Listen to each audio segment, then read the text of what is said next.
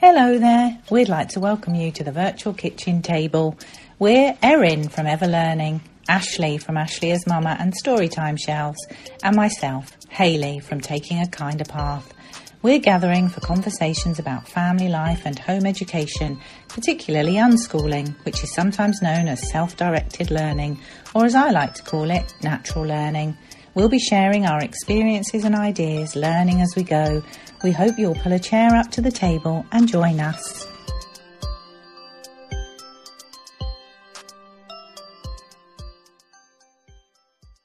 Hello, welcome to the virtual kitchen table. It's Erin here today, bringing us into the conversation. And as usual, I have Ashley here. Hi, Ashley. Hi, guys. Hello. And unfortunately, we don't have Hayley with us today. She was really hoping to be here, but is not well. So we're missing her, but glad she's taking care of herself. So, And then today we also have a couple of other people, which were pretty, who were pretty excited to chat with about this topic today. So Anna Brown. Hi, Anna. Hi, great to be here. Yeah, really nice to have you. And Pam Laricchia. Hello, Pam. Oh, so fun to be here. It is fun to be here, and it's fun this time of year. Our topic today is around the holidays, basically, and kind of, I guess, planning, thinking about how the holidays can look, how we'd like them to look, how they might best fit different members of our family, and yeah, just kind of navigating ahead of time during events themselves. And I think we'll also talk a little bit maybe about even decompressing in that period of time after the holidays. And this timing was really kind of cool because Ashley, Hayley, and I had been talking about this topic and just the timing for this year. And then in Pam and Anna's wonderful newsletter popped in the inbox that they're actually going to be doing a course navigating family gatherings, and it might be available. I think it's timed. I'll let you talk a little bit more about that, but I think it's timed, so I won't get too far into that. But it just seemed like really good timing, and I think the pieces that we talk about today will be relevant to this time of year because in most parts of the world we're kind of getting into a season with various holidays, but as I got thinking about the topic, it's so relevant to all kinds of things, whether that's birthdays or Mother's Day or, summer vacation with people, like any number of things. So I feel like it's timely right now, but it's also relevant to lots of different pieces. So just to kind of start us off, it's funny on that note of it being relevant to different pieces, because I know going into the holidays, this is a common conversation that I see in homeschool families and homeschool families. And I got thinking for myself how even I started thinking about this like when my oldest was a baby and navigating like my husband's work party. I think it was like his holiday work party and feeling like I was probably the only one who was attachment parenting and had a baby that needed to be nursed. And trying to figure out kind of how to do that because the drive was a little bit of a distance away, not huge, but kind of far away. And yeah, just kind of trying to time the feedings, hearing from people because he was about 2.5 months old, hearing from people that, he would take a bottle if he got hungry enough. That didn't happen. Not take a bottle. And, it was okay. I left the party for a little while, came back. But I just remember thinking it just felt so daunting as a new parent. And I really appreciate now the conversations that are happening. I wish I'd thought back then maybe that there were more options. Maybe I could have gone part of the time. As we got a little bit later into his babyhood, I guess you'd say, I was just careful to bring him places. Maybe I would bring somebody with me to kind of hang out in the wings and then I could be with him if he needed to. But yeah, I just remember that feeling of nervousness, just feeling like you have to go to an event and you have to do it a certain way and it's this amount of time and not really feeling like you could consider your children or your family members. And yeah, so that's just something that kind of came up for me, but I would be really interested in hearing from everybody else. What comes up for people when you think about planning for the holidays. And Anna and Pam, you're obviously working with lots of families, so even some of the common things that you hear. Yeah, I don't know if anybody wants to jump in particular, but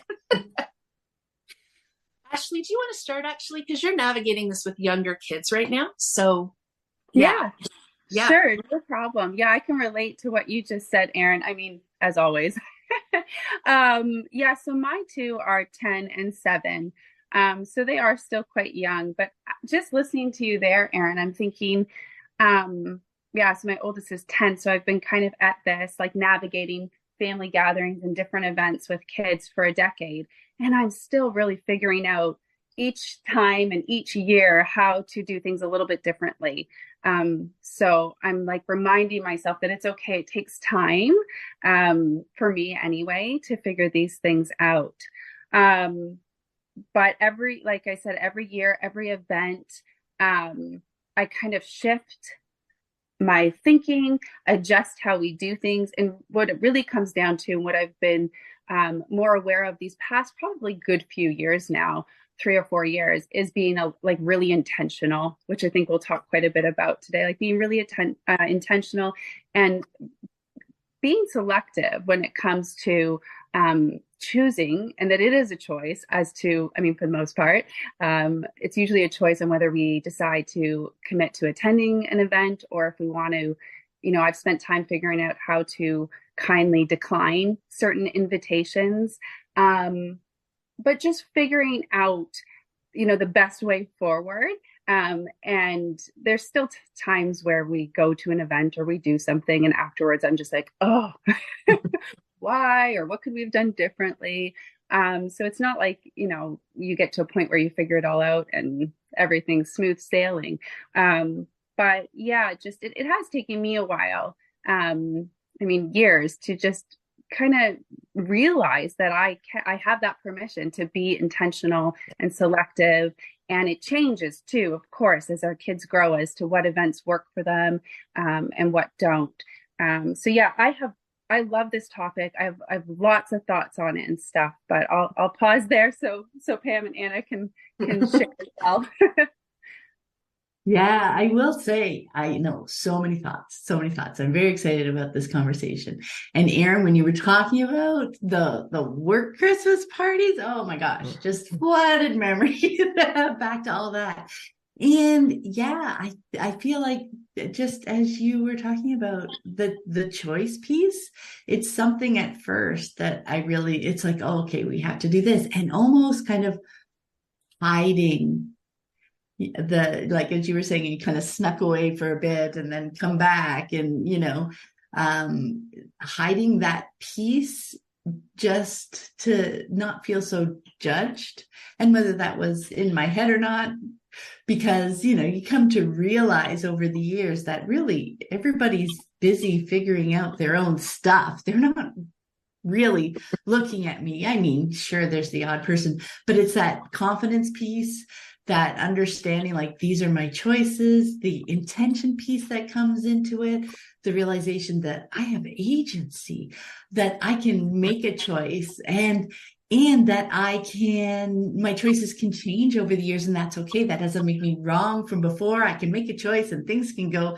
very differently than I imagined, and that's still okay because I learned some stuff, and we'll incorporate that next year.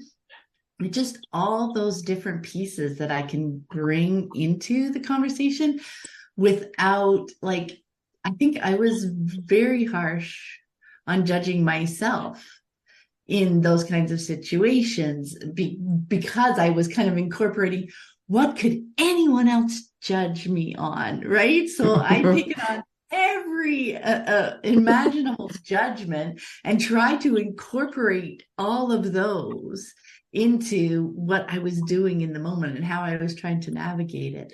And I feel like I probably made things a lot harder for myself than they needed to be. But again, I was learning through that as well, right? And incorporating that. And then like the fact that it's a choice was kind of a life-changing paradigm shift for me.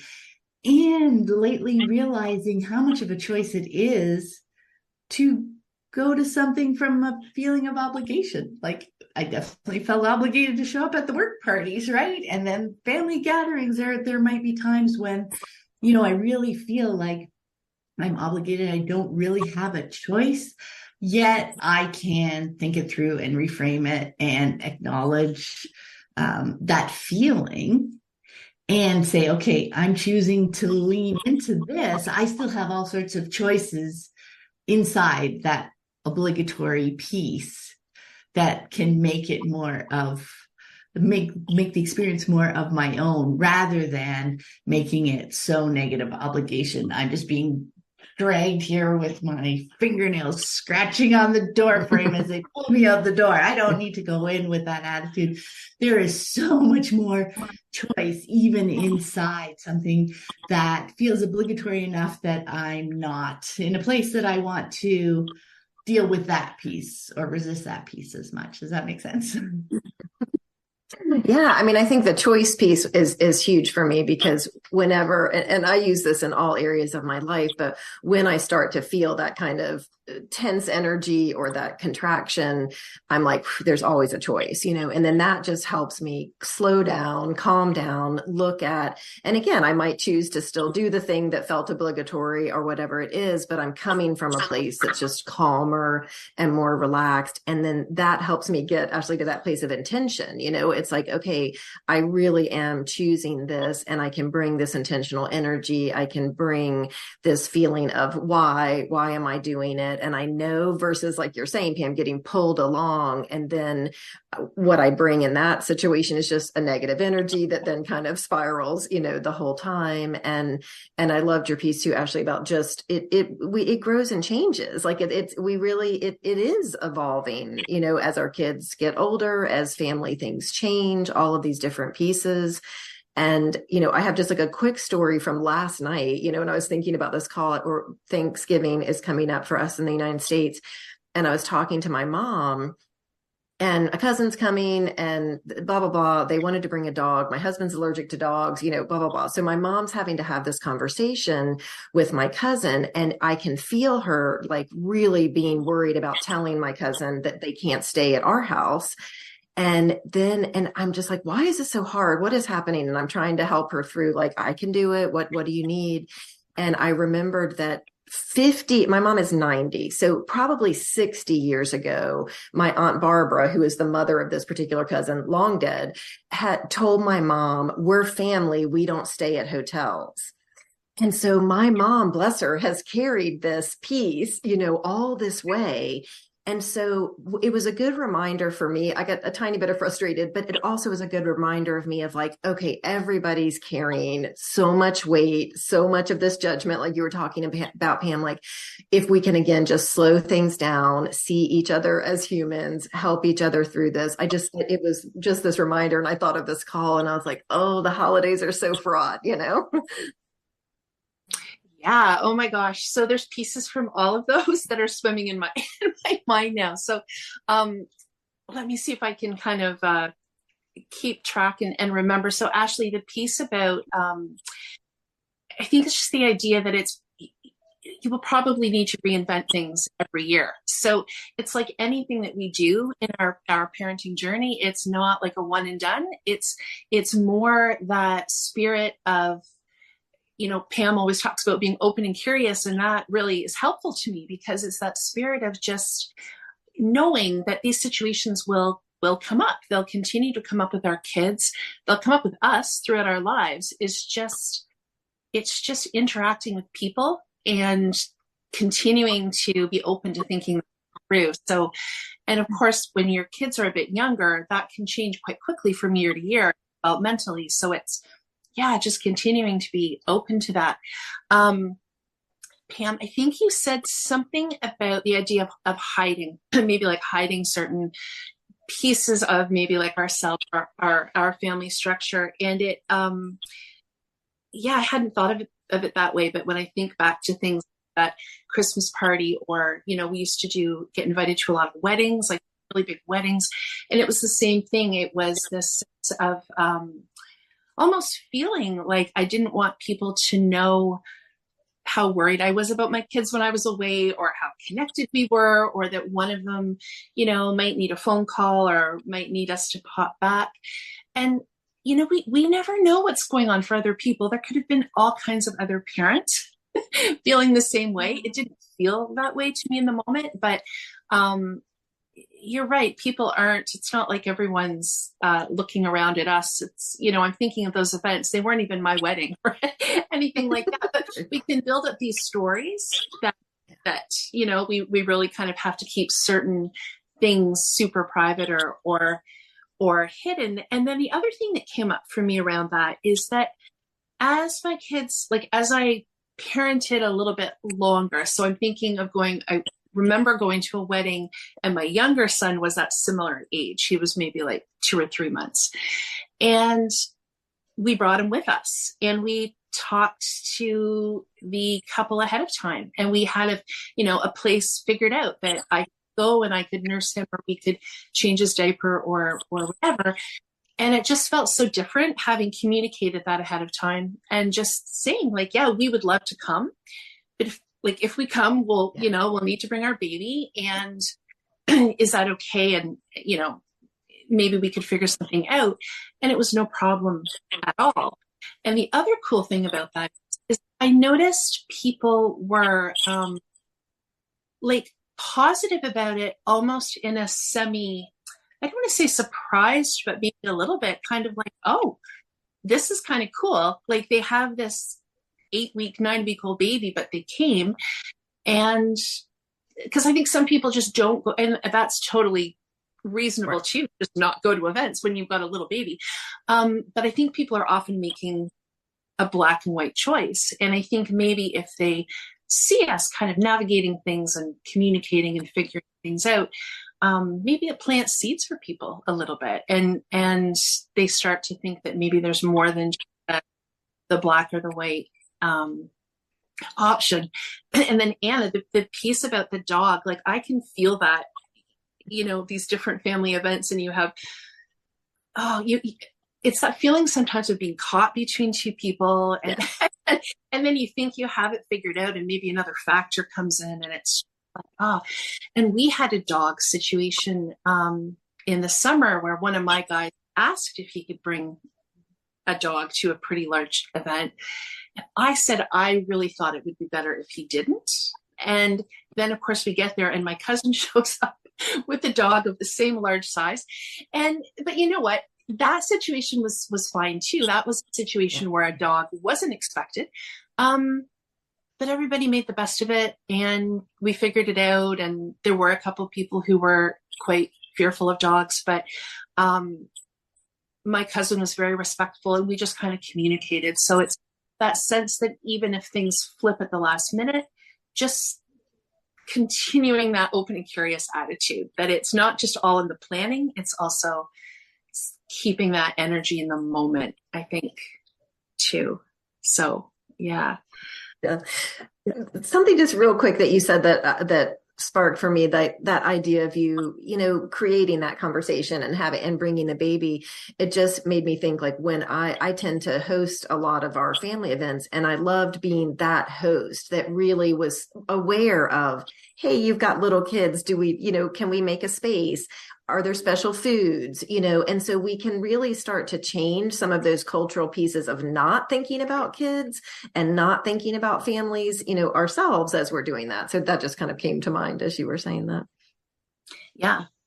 And I just wanted to pop in with just a little bit more about that hiding piece, because I just want to kind of, normalize, but also it's completely accepting of any, because there are some situations where there are pieces of ourselves that we don't really want to bring into that situation because things might go sideways. We know in the past, we have experience that it won't really be respected, or it will, start up conversations down a path that, we've traveled enough times. We don't want to travel at this holiday or whatever, right?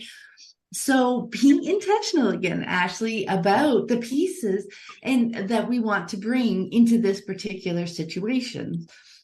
But see, before I would use the word hiding almost because it wasn't an intention. It was something that I felt I had to do.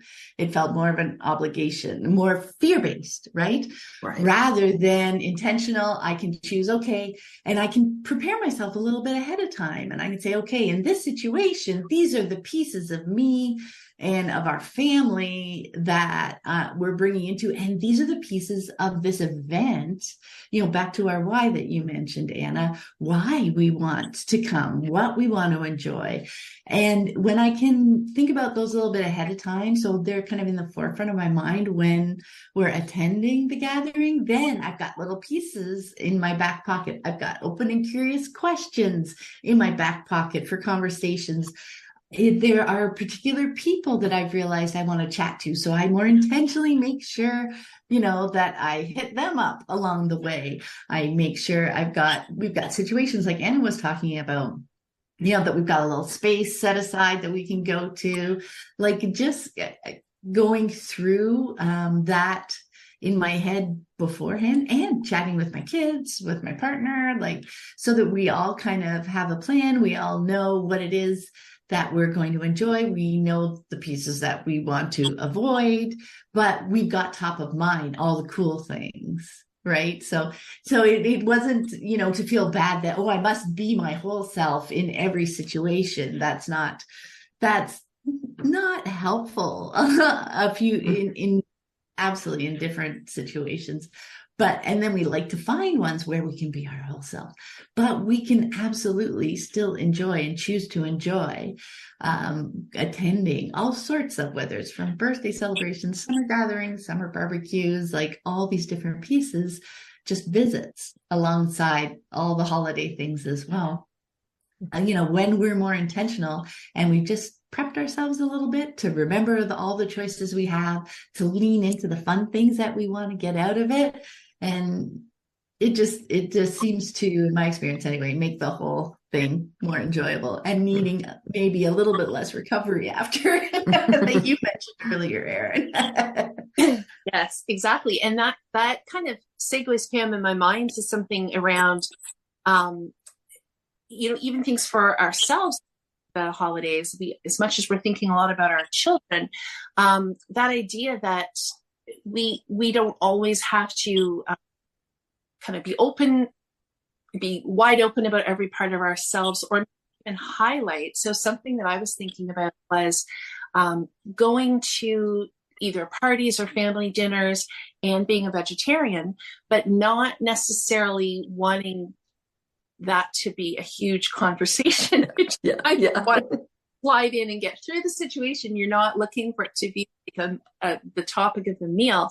And something I found helpful around that was just thinking ahead around, what would allow me to, participate pretty seamlessly in the meal, but also take care of, any need I had, usually for protein or whatever. And so that might just be bringing something proteinish with me that I could have a little bit of before the meal. So I'm not asking anybody else to prepare the meal differently, or, when people are hosting, they already have a lot on the go, right? There's already a lot of moving parts.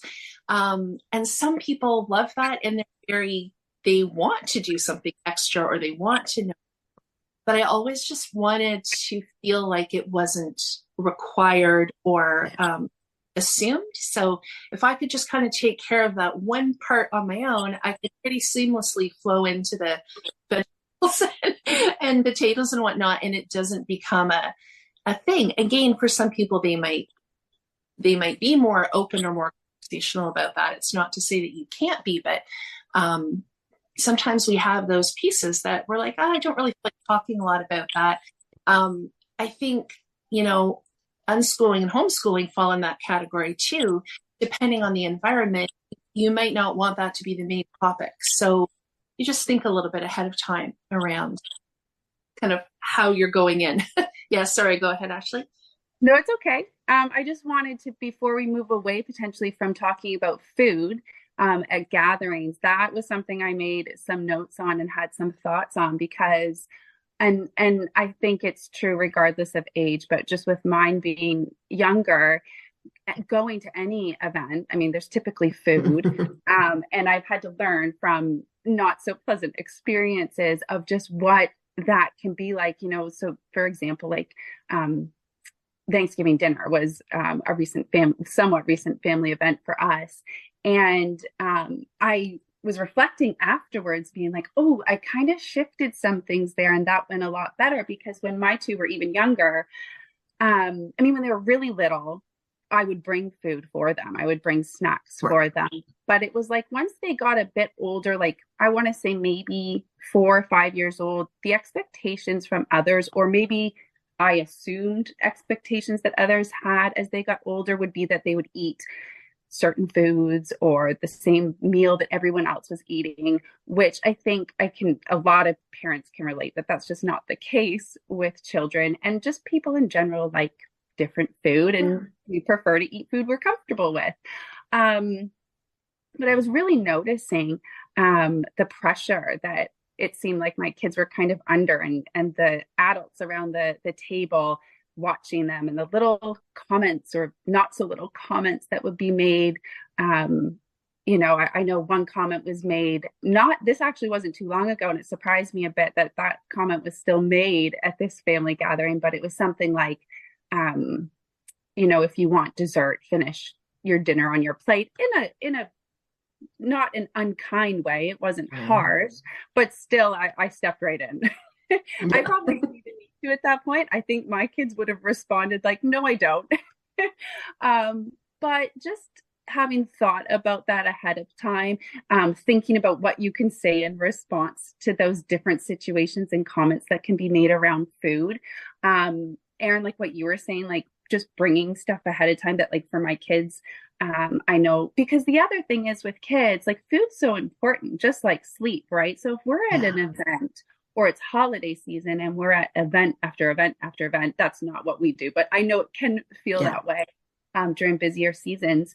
If my kids aren't eating well or eating enough, really, if they're not eating enough, they're going to get hangry and there's going to be the sugar spikes. And I just like to be intentional and mindful when it comes to food because that has such a big impact on how they feel and then how they're able to do at events too. But also just so that that they're respected, their choices are respected, and that they have autonomy. And there's not this like power over dynamic when it comes to a gathering where everyone's sitting down to eat. So I think there's lots of different ways to navigate dealing with food at events when it comes to ourselves and with kids. But for myself, I've found and it's taken me, again, quite a few experiences to figure this out and to learn, but taking the time, like I think you were saying, Pam, taking the time beforehand to just think it through and talk to my kids about it and my husband, that one gets us all kind of on the same page, but I think also gives us a little bit of confidence. Because I'm not just going in having my own thoughts. I've had a conversation. We kind of go in more of as a team and be like, I'm not the only one who feels this way who has talked about it. I have found those little things, and we don't it's not a sit down long conversation that we have, right? It's mentioned here or there. It's a little conversation. Rarely do we sit down as a family and have these in-depth discussions, maybe when they're older, but it's just bringing it up. So I don't want it to be like something parents feel like I should put that on my to-do list and it's another thing you have to do. I think it can be done through little conversations here and there, but for us, it's made a big difference. Yeah, food was such a big one for us. And, both my girls were super particular about what they wanted to eat at different times. But like you said, too, it's the timing of things. Like we're not often thinking about this meal is being prepared for hours and kids are hungry because, mine were kind of nibblers. So it's like if they hadn't nibbled in a while, then they were getting really hungry. And so it was just that being intentional about it. Like, hey, let's feed them ahead of time. Let's have some good snacks. And, Pam and I have talked about before, just also telling the kids what's happening at an event, like what's, okay, they're prepping the meal. This is stuff we can eat now. This is going to happen there, just that kind of information. But it was really important for us to have food or bring something I know they're going to love to contribute to the meal or things along those lines, because I think food for many of us can lead to grumpiness and, especially for kids, because they're expending a lot of energy, and just thinking about it ahead of time just can prevent just everybody melting down or just hurt feelings as well.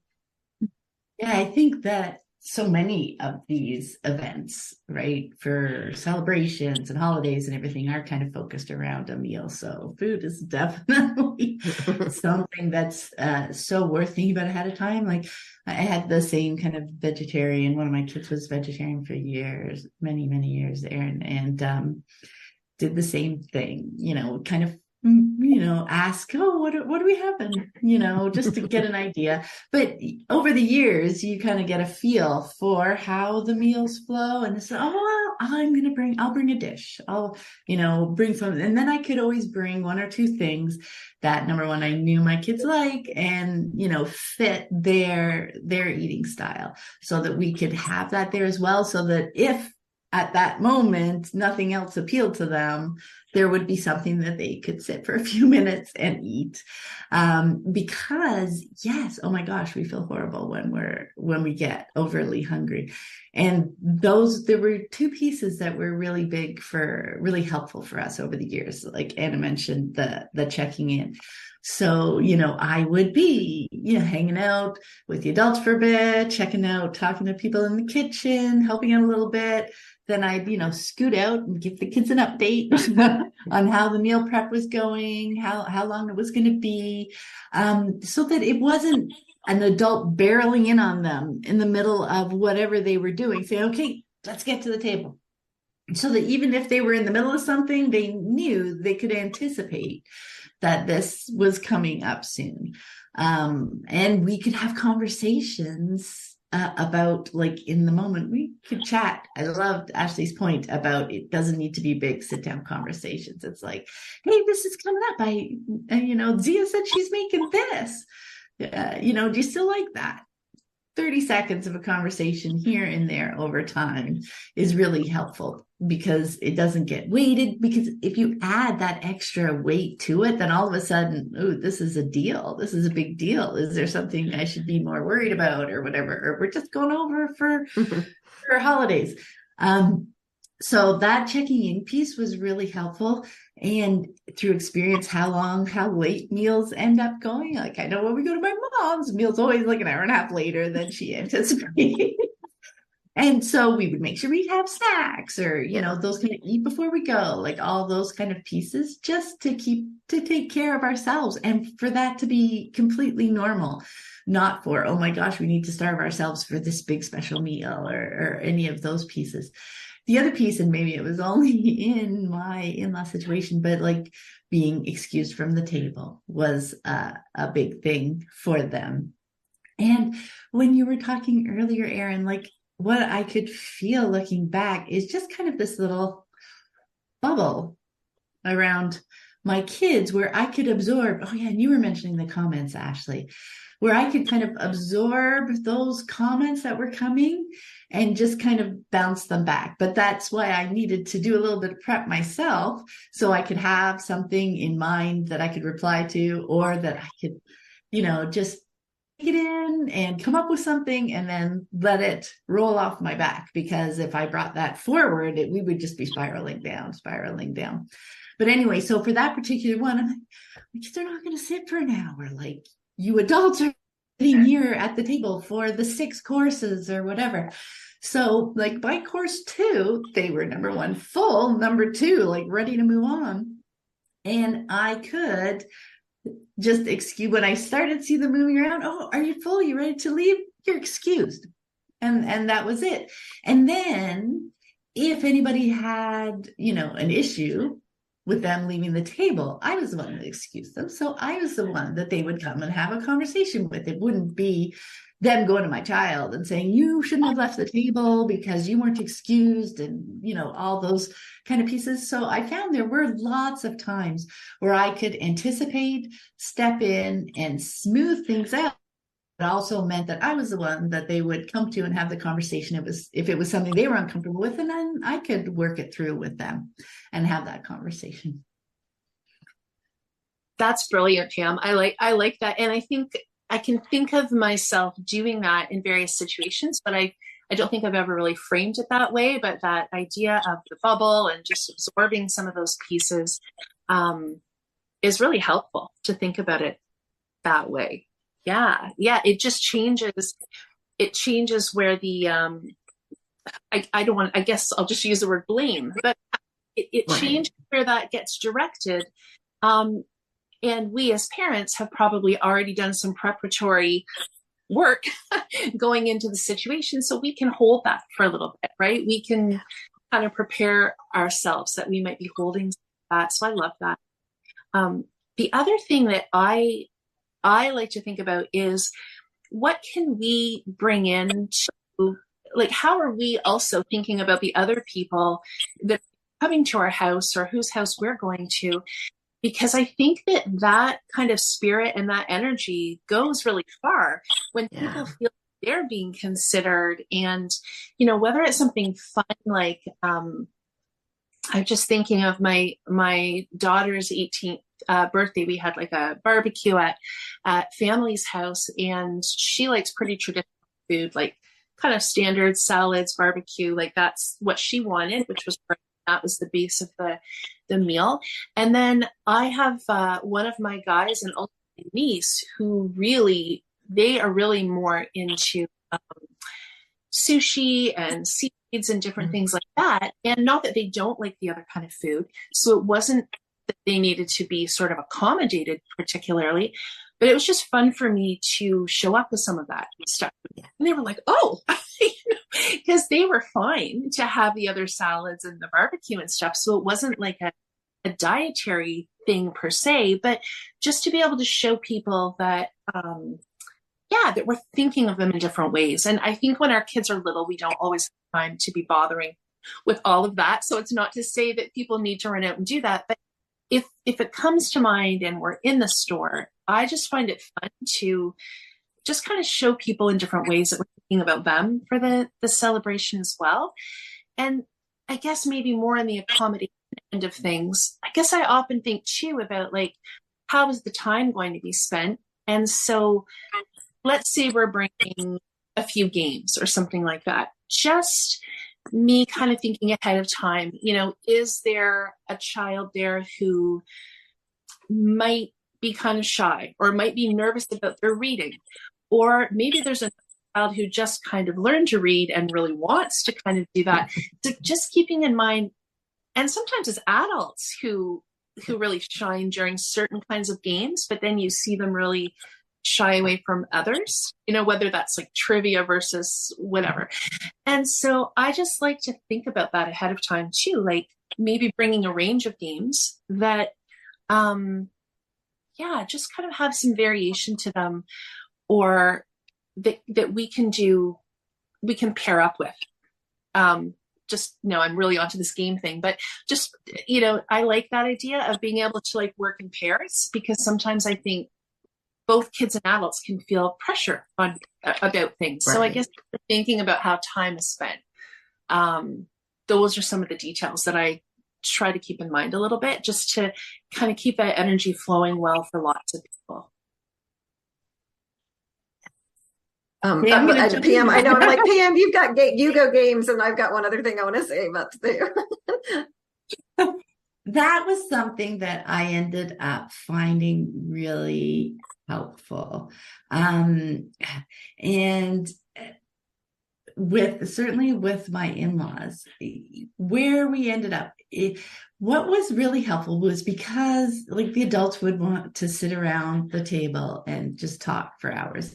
And for me, I wanted everybody to enjoy the experience. Like I wanted my kids to enjoy the experience of this event as well as the adults.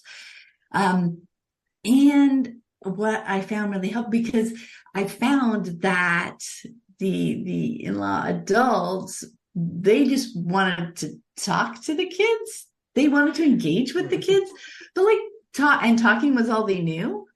I was like, yeah, you don't know what else to ask when you can't say what grade are you in and do you like your teacher? Like they had no other framework. So what I would play with was finding games that everybody could enjoy together, could have the option to enjoy together. So we had like different languages and, absolutely a wide range of ages, all those pieces. I ended up settling that was for a few years most successful was bringing bingo.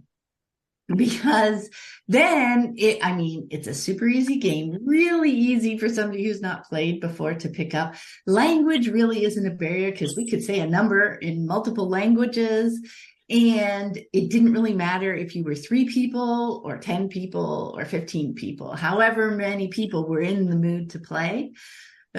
So that ended up kind of being my go-to for you. But yeah, they wouldn't have games. They wouldn't have those things around. They wouldn't think of suggesting them. But so I just started bringing them because it's like, okay, they're looking for some engagement. How might I bring my kids together with the adults in a way that everybody could kind of enjoy themselves? And that ended up, after a few years of trying things, that ended up being a good solution for a number of years. But that was the really helpful piece. I loved your idea too of like just smaller games. Like sometimes I would bring games just for us and I would make sure that I brought toys and things so that the kids enjoyed the event as well.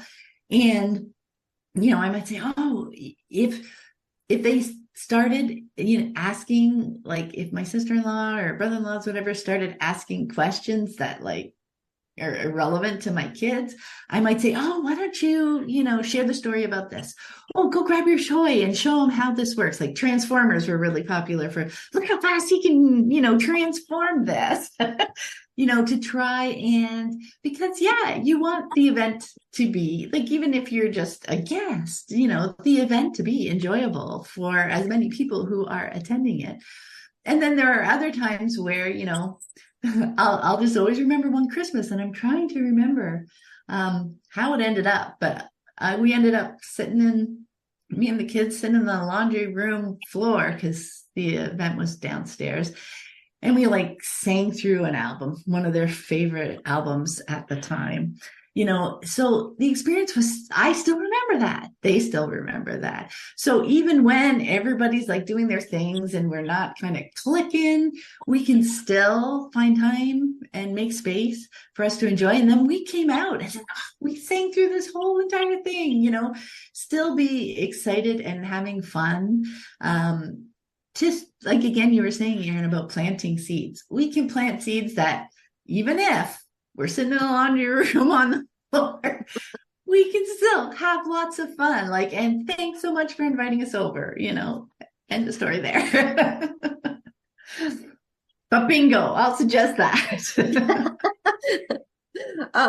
Ashley, do you want to talk about games? I'm going to go a little bit different direction, but I can. Yeah, if you don't mind, just really quickly, I'll just add, because my mind was going there. I think that that's made a huge difference in our experiences with people, is thinking about what everybody's going to be doing. So like you said, Pam, like I know I've brought, I'll say to my younger one, go get that favorite dinosaur book that you have, because I'm sure Papa will really want to see it. And Papa will happily, I know, sit next and flip through that book with my kiddo for quite some time. Another example, excuse me, another example I think I've shared here is how my older guy used to be, not so much anymore, but used to be into the Pokemon Go game a lot for quite some time. And he got a number of us into the game, but specifically my mother-in-law. And I think she actually still plays it. And he's kind of moved away from it. So that's a fun example to always share. But, if I see he's getting restless or something, or maybe grandma's, again, innocently, but like asking lots of questions, which my older guy, like I know some kids, my older guy, for example, just doesn't even like being asked questions really at all.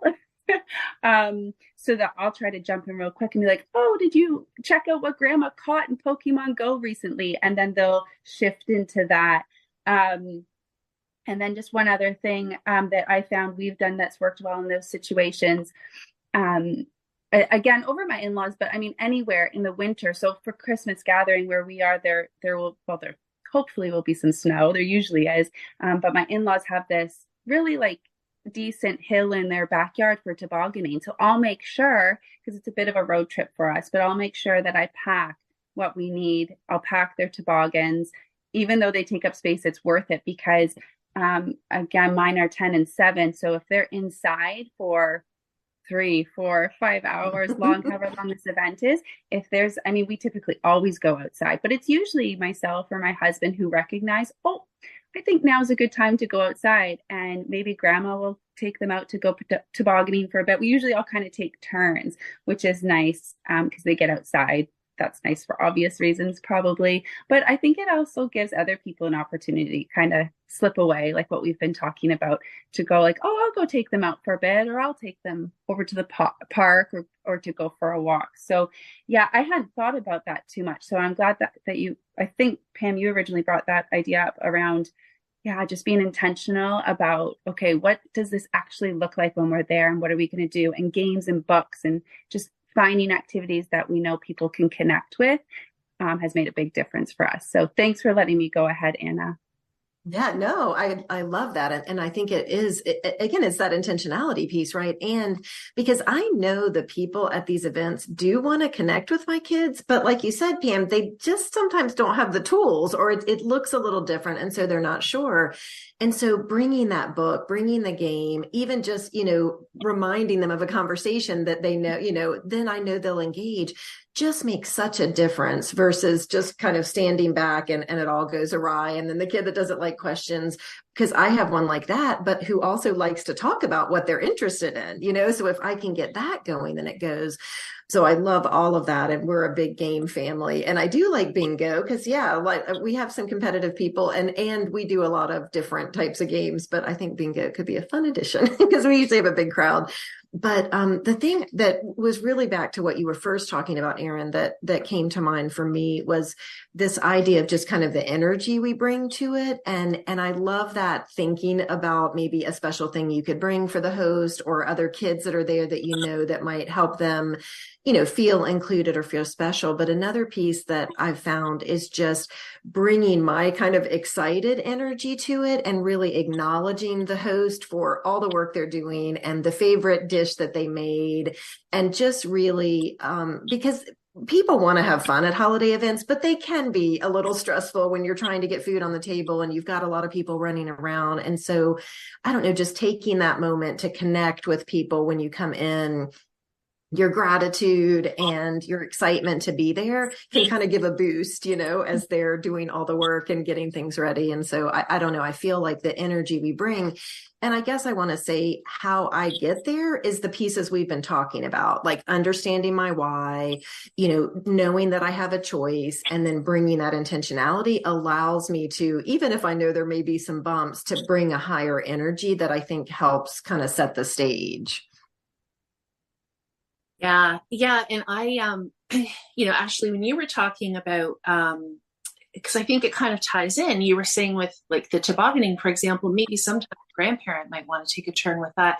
And yeah, I think when we open up those opportunities, whether it's bingo, whether it's tobogganing, whether it's whatever, it does kind of foster or facilitate that opportunity. Maybe not every grandparent is wanting to go tobogganing or whatever, but often those are the shared experiences. Like as much as we think about the meal and the presents and whatever, the music or whatever, it often is whatever ends up getting played on the laundry room floor, or, Yeah. getting a chance to go out tobogganing. It's those pieces that actually build the memory. It's not really like how good the turkey is. I mean, that's great, but focus a lot on that, right? Like around the table and opening presents.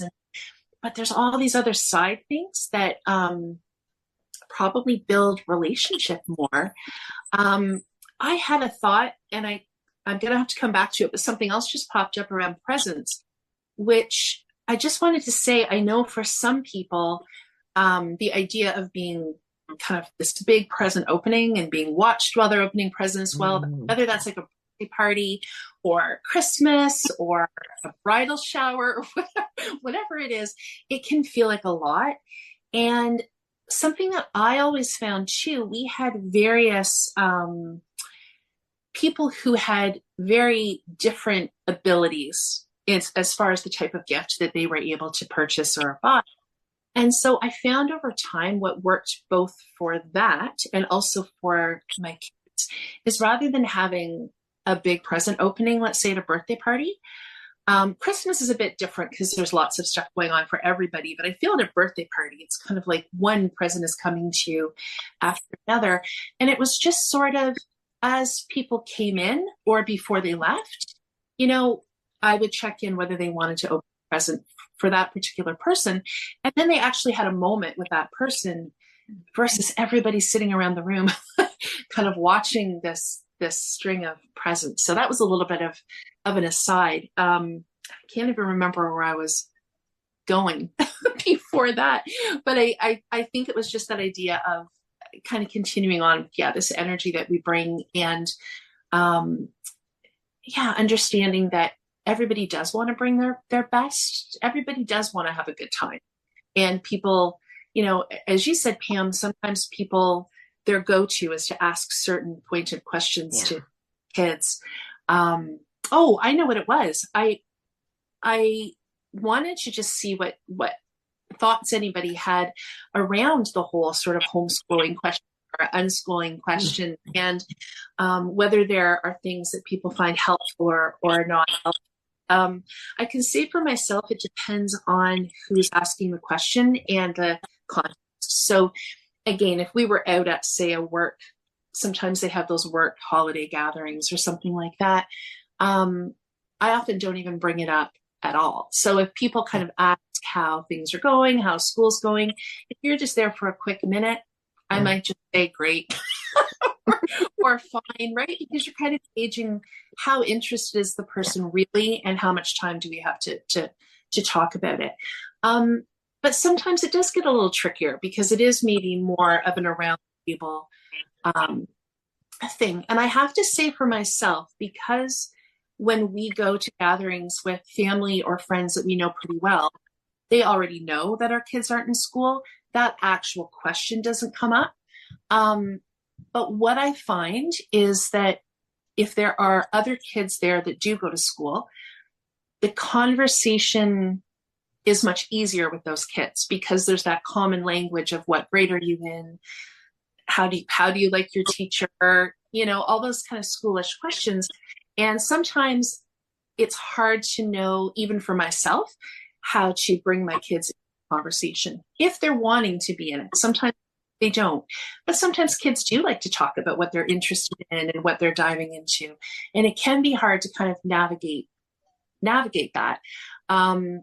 So sometimes I do think ahead of time about some of the things that they're interested in, like you said, Ashley, whether that's dinosaurs or Pokemon, or whether it's a soccer team they're playing for or whatever. And just kind of have that in my head a little bit of kind of how to segue into some things that they can share some things about themselves as well that are maybe a little harder for people to lead into with questions. So anyway, I don't know what other people's experiences are, or if anybody has anything on that. Yeah, I'll pop in because that's something that I find really interesting and playing around with over the years. I kind of ended up settling on, and it ties in so well with the energy, with bringing that positive energy in to the event with us. Like, And as an aside, I remember reading about how our memories are formed, and with the stronger emotions, memories are better formed, more lasting. So yeah, with the more positive, that's why I remember how much fun we had in this moment and that moment, or this moment that went really, really sideways. Those are the memories that stick out more because the emotion heightens the memory retention. Anyway, in answering people, like often, so extended family gatherings, we didn't see them that often. So, a handful of times a year. So for the most part, when they would say, how's life going? How's homeschooling going? Because I don't even know that I ever used the word unschooling in those situations. There was no need, just because nobody was curious enough to dive in deeper than that. But I would just say, yeah, we're really enjoying ourselves, having a lot of fun right now, and just kind of leave it there. And for a couple of reasons, I often, added the right now or the for now, so that it didn't feel like I've made this very different life choice than you, and this is a forever choice, and, you're wrong. But, just planting the seed that, this is a choice that we're making now. Maybe someday the choice will change, and maybe it will, right? So that piece I found advantageous.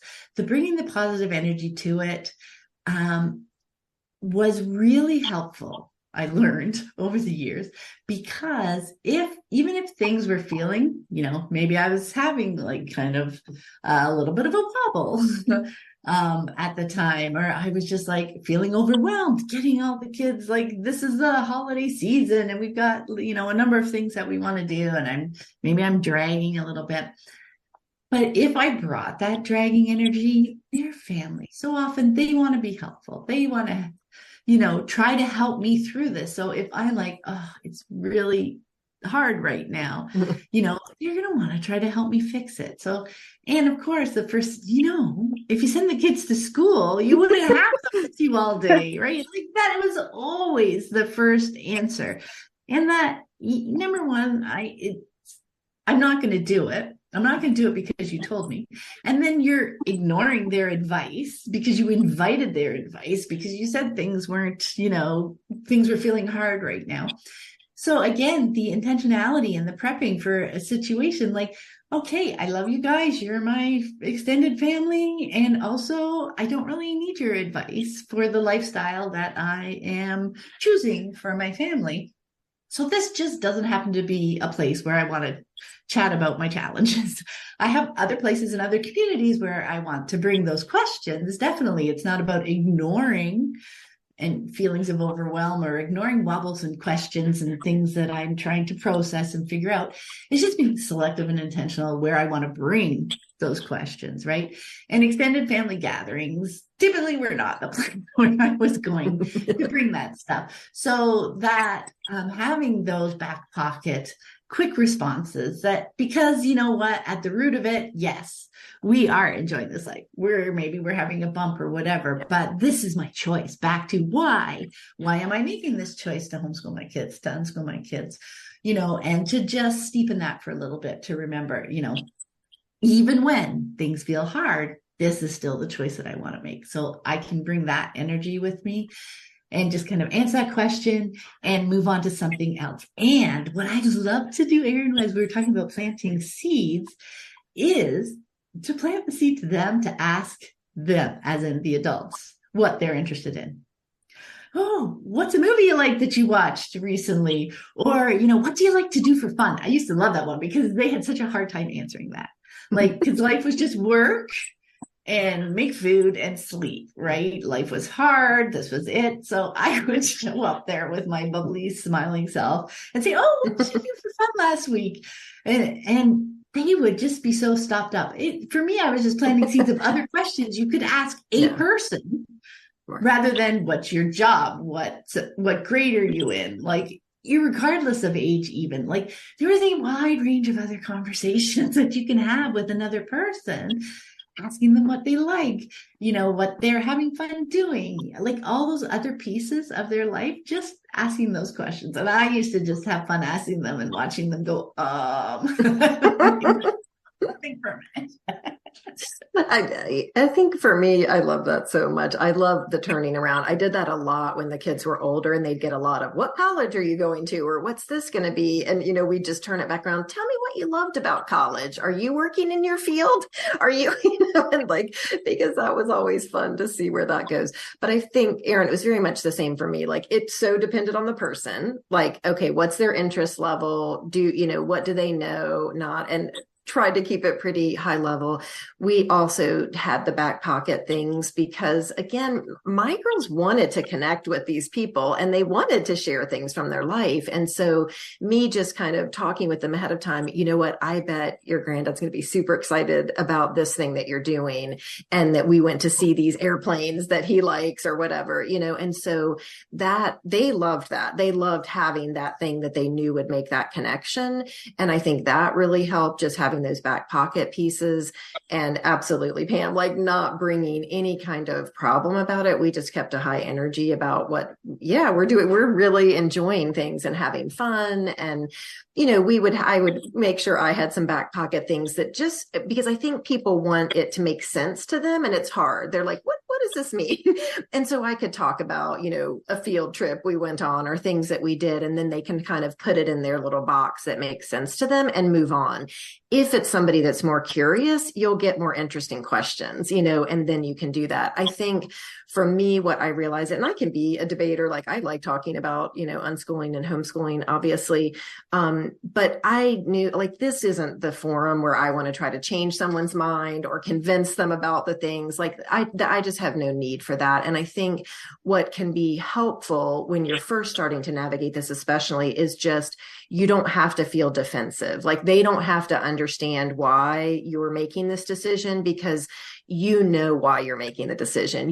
What's happening with your kids. That it wasn't. And for most people, it's a super thoughtful decision. Something may have even happened to their child in school, or there's some reason that they pulled them out. You don't have to defend. You don't have to explain. You can just keep that kind of higher level. Because I think sometimes, especially early on, people feel that I need to explain, but if you knew, this and that. And I think it ends up just kind of derailing everything. And so when we can kind of stand in our confidence of, I know why I made this choice. I don't need to explain it to you, and not in an ugly way, but just in a let's move on way. We're doing great.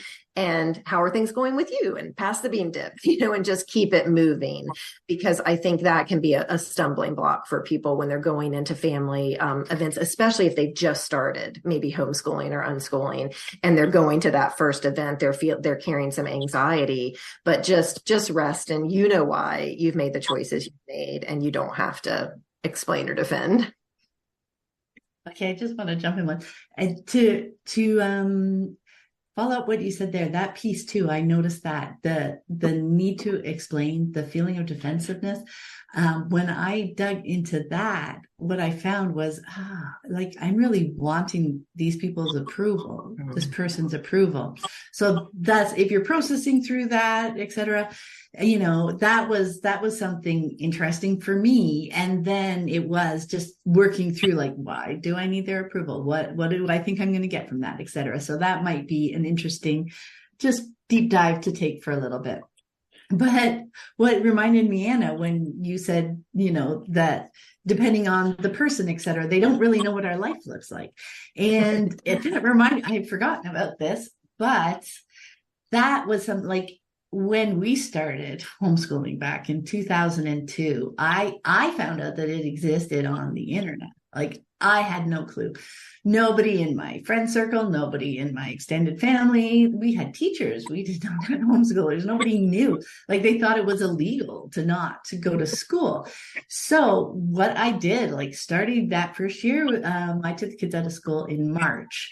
So I ended up doing that, starting that year, Christmas newsletter, basically. So it was just a little 2-page, two-sided page that I stuck in Christmas cards, holiday cards that went out, that just explained what we did instead. Not even framed that way, just as in, here's what we got up to this year. And we had like a section for each person that had like their favorite show, their favorite book, their favorite whatever they were into. And then just a few things that we did instead, like a visit talking about our science center membership, or, you know, just we had a few little articles. I just, you know, framed it in columns, like a little magazine thing, had some pictures. You know, we still exist, even though school isn't in our lives. Yeah. We're still busy doing things, even though attending school is not one of them. So I just sent that out so that people could, because it was like, what else do you do? Like, are you just sitting in a corner at home all day? Aren't you bored? So that was kind of how I solved that. And I kept that up while all the kids, so the youngest was no longer obligatory compulsory school age, right? So yeah, there's quite a few years. And it's nice memories for us to look back on. I kept that.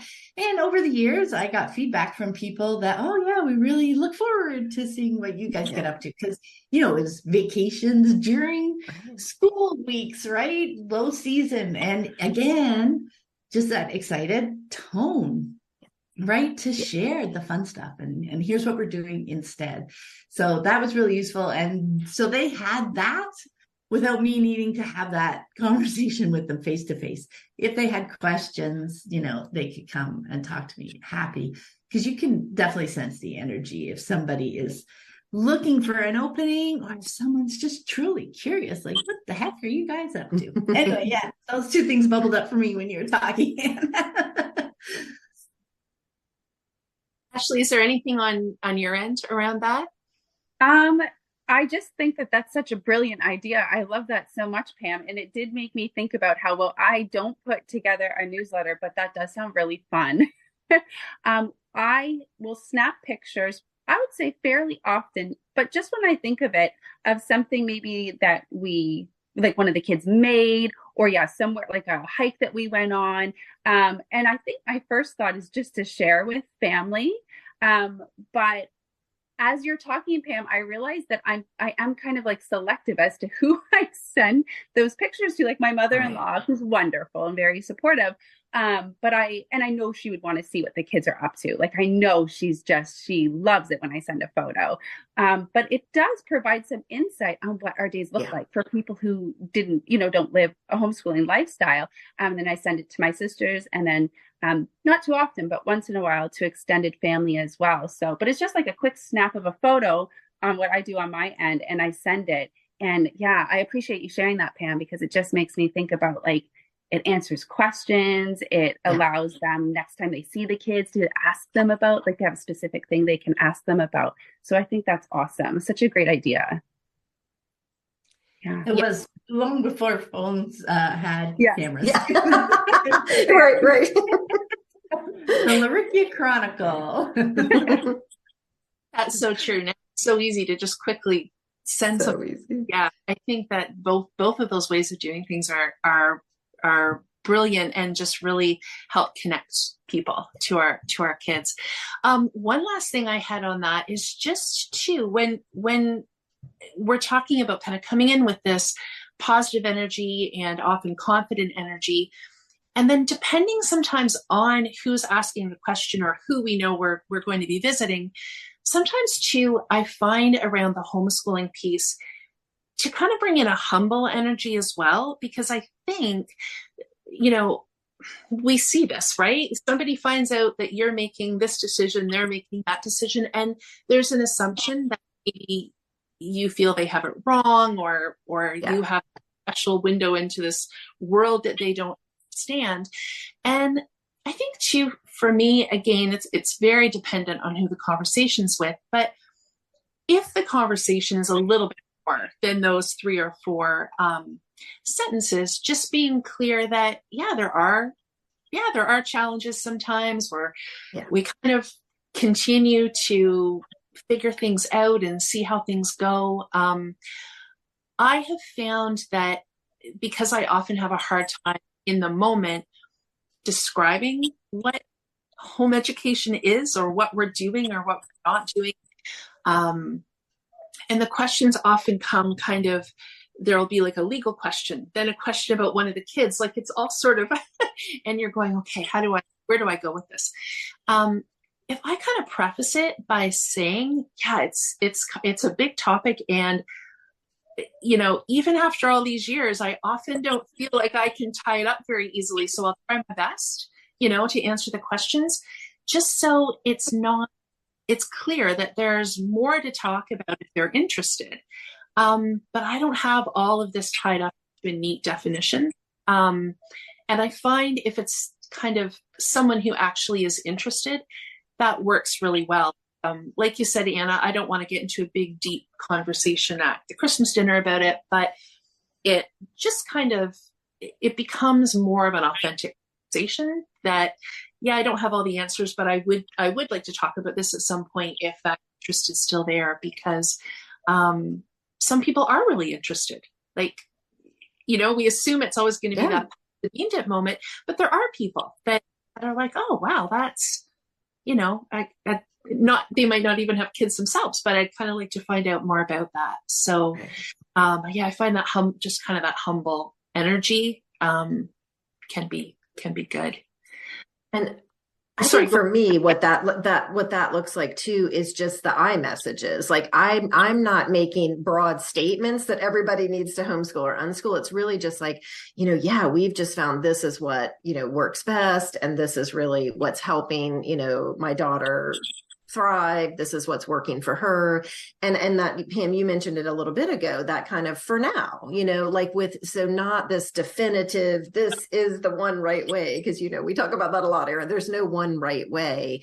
And I think I've also found too, and this is a little bit of a different direction, but where, to be interested in what their family looks like, be interested in the school and the extracurricular, just give them that attention of like, that sounds really fun. I loved going to football games or whatever, like just connecting so that because people are so likely to write a story and to take in judgment, even when it's not there. And so we can take that extra step to just, normalize that conversation and just, there's no one right way. So yeah, that popped up for me when you were saying that. Mm-hmm. Oh, I love that. Yeah, that response, Anna, that you had alluded to, it was like, yeah, this is working great for us right now. Right. Yeah. That adds those two pieces that it's not like forever, this is the right answer. And the for us piece is like, and, don't worry, I'm not saying that this needs to be the best answer for you, that this is a workable answer for anyone else, but it's working for us right now. And you do have to be need to be in a kind of certain open mindset, for those fun, rambly conversations. And you know what? I found that I had them more with people who were curious, not family who were curious. The family piece, they weren't as curious. But once in a while I would bounce to somebody and the questions would be coming and like an hour would pass and you go, oh, what the heck? And it was so fun. I just found it mentally fun to try and follow the thread of where their questions were jumping. Because yes, they seem unrelated and maybe they completely are unrelated. Maybe they have this pile of 6 questions that they, have thought of. But so often, by about the 3rd or 4th question, you can start to see the thread of like, what's at the root of these questions? And then popping in with that, it's like, oh, it seems like you're curious about this piece. My gosh, those would be lots of fun when somebody's actually interested and you can just, again, I just thought of it as planting seeds. Like, you don't test? Oh, classroom's got 30 kids and they have to like officially report and have a report card and they need numbers for tracking. You know what? I talk to my kids every day. Just planting little seeds of what are you trying to accomplish with that test and how do we kind of accomplish it here, the root of it, without having to do the thing like the test is the answer, but what is actually it trying to solve or do, right? Anyway, so just popping around and following the different questions that they had was just always a fun thing for me when somebody was actually curious and interested. And then the other piece was, when I was talking earlier about asking them, what do you do for fun? What are you interested in? Oh my gosh, that was so fun to ask the other kids, even the school kids, because so often they're just used to adults asking them, what grade are you in? Do you like your teacher? For an adult who'd say, oh, what are you doing for fun? What are you interested in? What's your favorite show? Like, oh my gosh, listening to them talk for this excited 10, 15 minutes because they've got an adult's attention, and to just, let them bask in your excitement for them, your joy for them, celebrating the fact that they aren't just about being a student. There's also more to them. And sometimes what's really fun is a class or a subject because they happen to be covering something that's interesting to them. And that is super cool too. It doesn't have to be, but just celebrating who they are as a person and what is connecting and exciting for them in the moment. That is a super fun thing I found at family gatherings as well. Oh, I love that. that just, yeah. Ashley, did you have anything? Sorry, I saw you pop up. No, just nodding along. Okay. Okay. Yeah, the only other thing that comes to, well, there's so many things that come to my mind, but as far as sort of the flow of kind of our conversation, the last thing that comes to mind for me is sort of like the wind down from the season. And, for me right now, it's not, I don't think this season is going to feel quite as busy. There was a period of time when a couple of my kids were in a lot of there were choir concerts, like a lot of things going on. And even my work had a lot more events than it does right now. So it just felt like all these things that by the time you got to something like a Christmas dinner or New Year's or whatever, you were just exhausted. And I feel it might be a little different this year, which is really cool.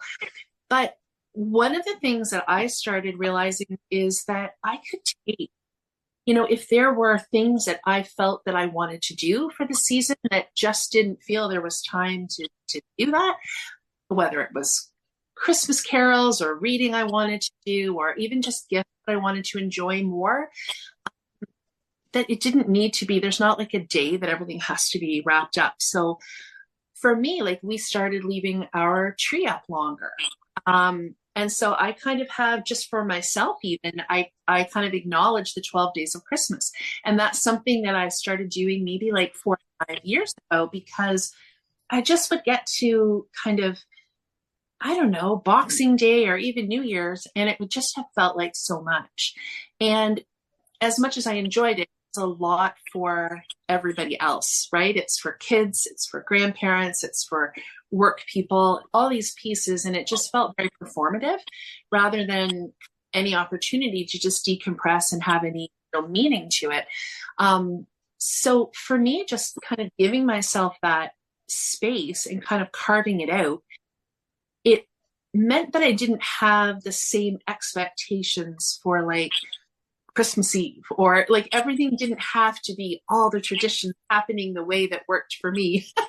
And I didn't feel resentful if things changed or there was a snowstorm, so we had to do it on a different day, because I knew I had this expanse of time that I could just really do whatever I wanted with. I mean, there's regular life, of course, but it was kind of setting that aside a little bit. So I would just be interested if anybody else has any thoughts around that, or that kind of that decompressing end of things. Yeah. Go Ashley, though. Okay.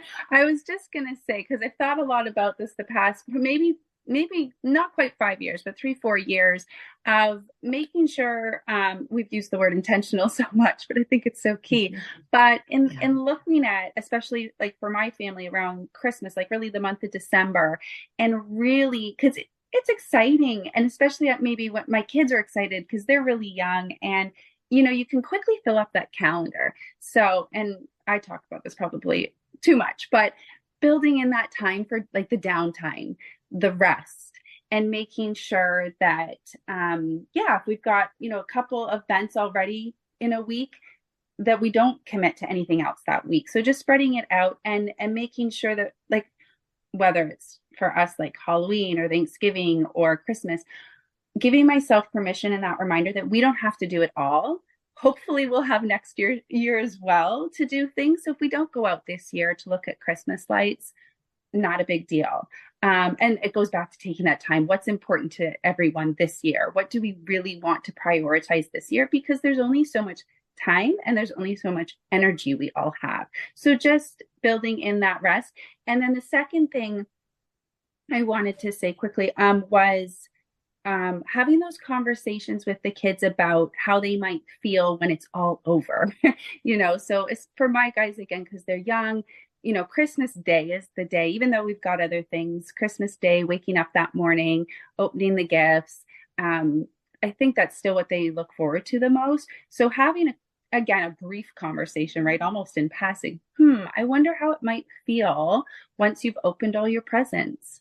Maybe you'll be really excited to have your new things to play with. Or I wonder if you might feel I remember feeling disappointed when I was a kid some years when I'd open all the gifts and then there was no more gifts to open. And I find that just, I don't know, helps, I guess, set the expectation or just lets them have some time to process and think about those feelings that might come up. And same with like kind of what you were saying, Erin, like we don't do much for New Year's. So again, it's probably after Christmas Day, but just saying, oh, we had all these events and these things to look forward to. And even then thinking, what do we have next to look forward to? Because Christmas season's kind of over for our family now. We don't have anything else planned. What's something else we could look forward to next? So again, just being intentional with having those conversations and thoughts beforehand and building in that rest as well so that maybe decompressing isn't as needed in the same way, maybe.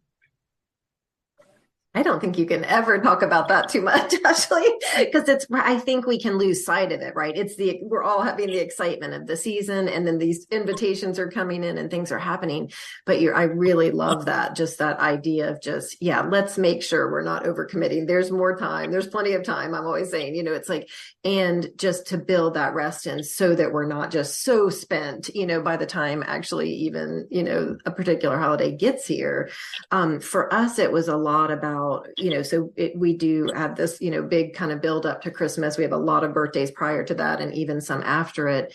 But we really protected that time right after Christmas to not be a time where we were doing things or traveling or whatever. And I know it can be a big travel time for people, but one of our benefits of homeschooling and unschooling, we don't have to be like on those particular schedules. But that week actually ended up being a really beautiful week for our family, because it really, all that was behind us. We had leftover food. We had new toys to play with. We just really enjoyed, I don't know, kind of sinking into that. So in a way that kind of protecting that to have that decompression time actually became a very beautiful part of the holidays for us as well. That you mentioned Christmas Day, Ashley, that ended up being, talking with the kids and how it unfolded when they were younger, being such an important time to just have an abundance of time, like no obligations. So yeah, I think a year or two into our homeschooling journey, we realized how important that day was. And that was one day when we said, no, we're not going out, and we're not this is our family day. Christmas Day is a family day for us. And just navigating things that way, because having that space without the little kids opening up gifts and then saying, okay, let's go out. That was very challenging, and having the conversation, that's how we discovered that, this is always challenging to go out and nobody wants to do it. And we can choose to do it our way. That agency, that choice, doesn't mean we say no, but we just make other arrangements. We can get together on another day.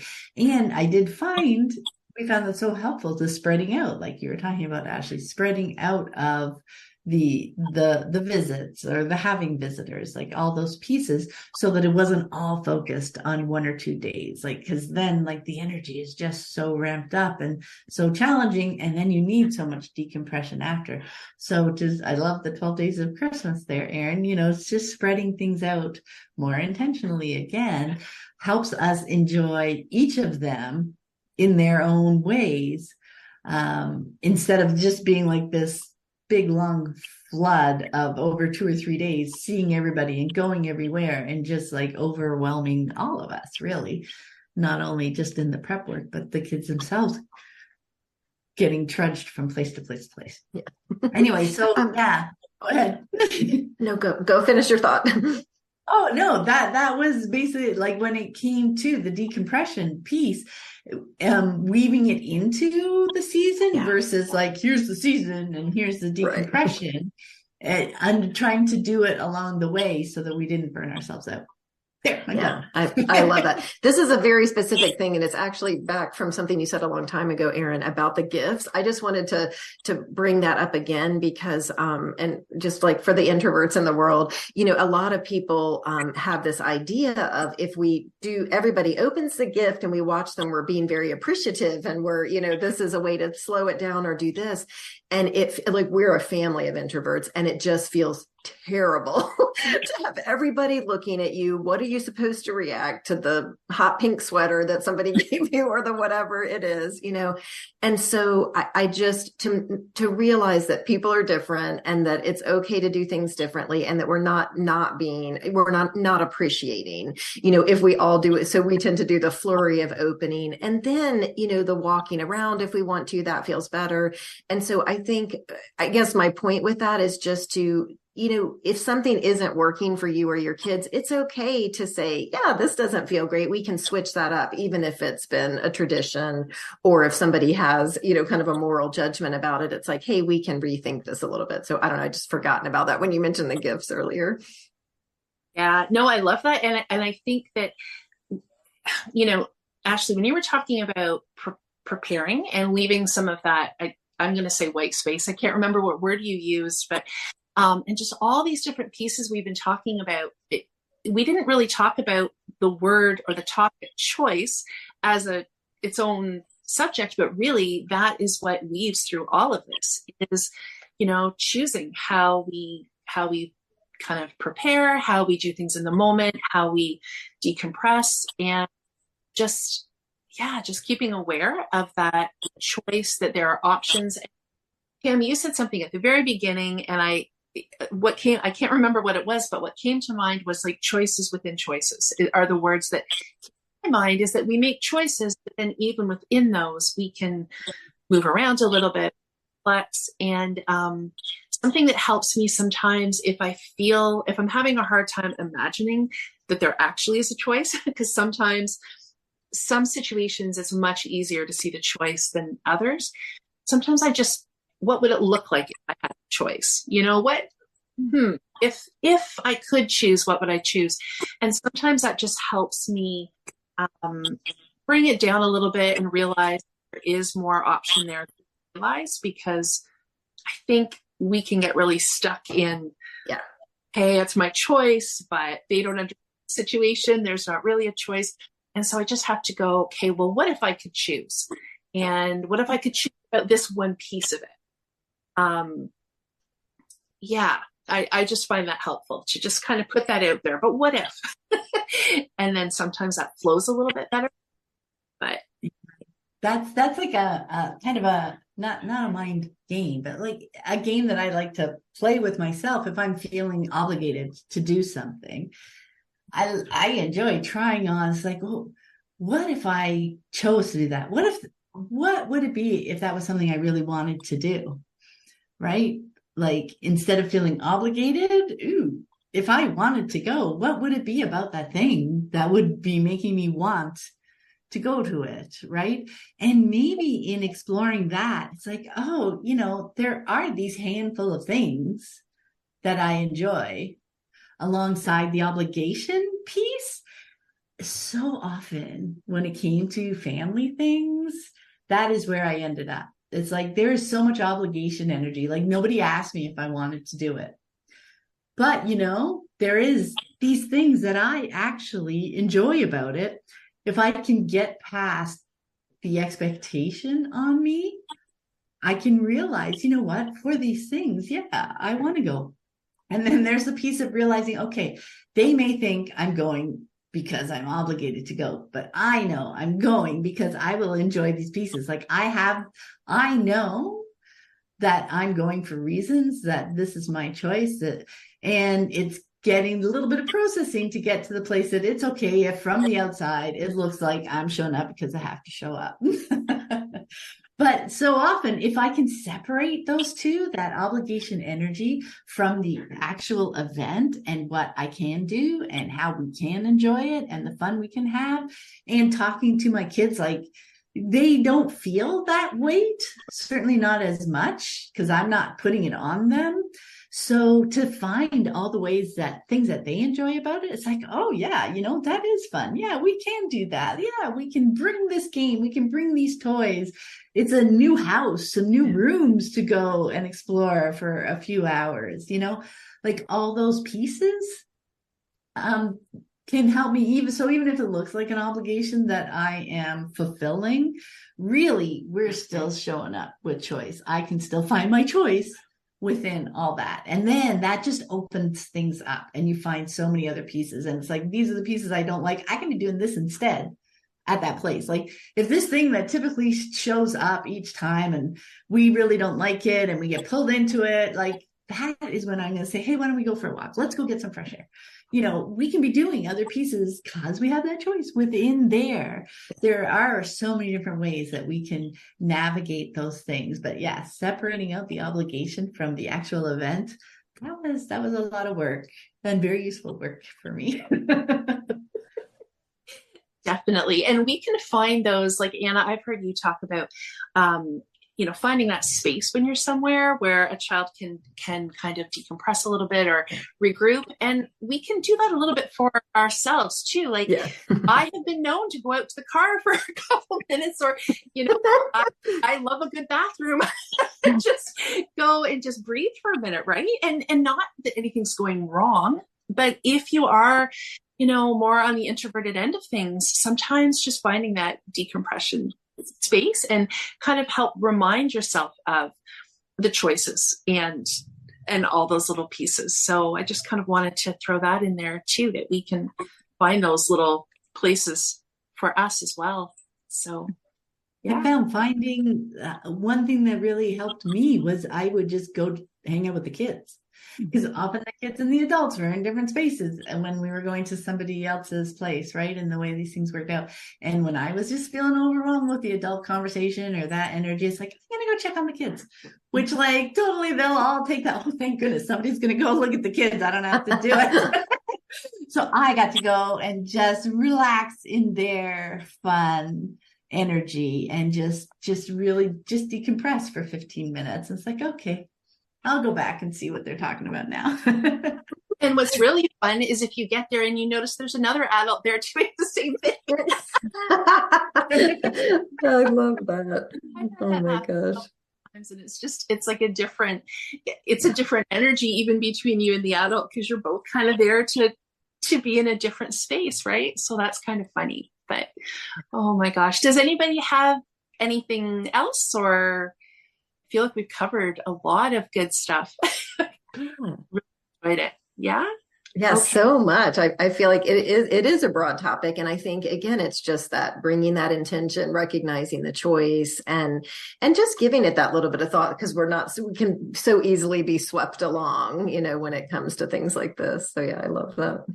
Yeah, it's been fun to talk about this. So Anna and Pam, I will put a link to the course, and it's Navigating Family Gatherings. Mm-hmm. And also I'll put a link to, so you have 2 podcasts now. Tell me if I have this right. Yes. Exploring Unschooling, right? And I think there's a Living Joyfully podcast that's called just that as well, right?